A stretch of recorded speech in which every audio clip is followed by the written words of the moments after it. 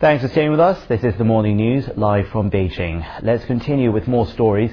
Former Bosnian Serb leader Radovan Karadzic has said at a UN War Crimes Court that he struck a deal with the US before withdrawing from public life more than a decade ago. This was Karadzic's first appearance before the International Criminal Tribunal for the former Yugoslavia in The Hague. Here's Liao Liang with more on that. Or within 30 days. The presiding judge read out a summary of Karadzic's indictment. He is accused of 11 counts of genocide, war crimes, and crimes against humanity during Bosnia's war.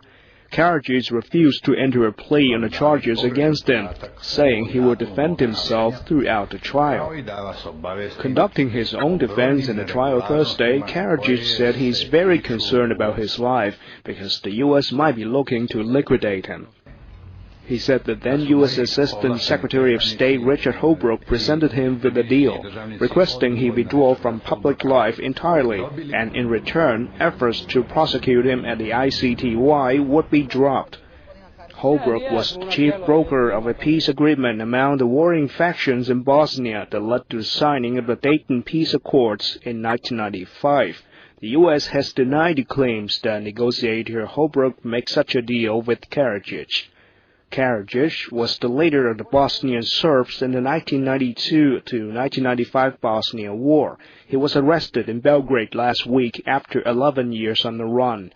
Liao Liang, CCTV. And more on that story, Presiding Judge Alphonse Ori is setting a new hearing for August 29th when Karadzic will be able to enter his pleas.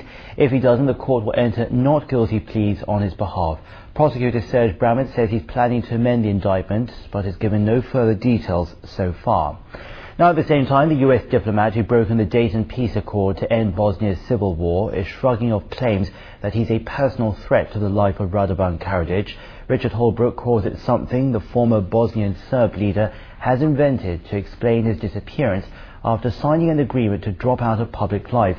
Holbrooke says Karadzic has claimed at various times that Washington would provide him with a large amount of money and also a personal security guard.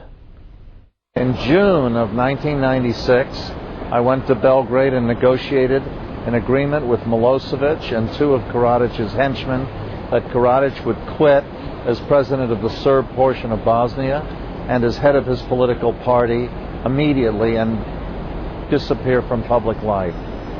He reluctantly signed that agreement without ever coming to the negotiations.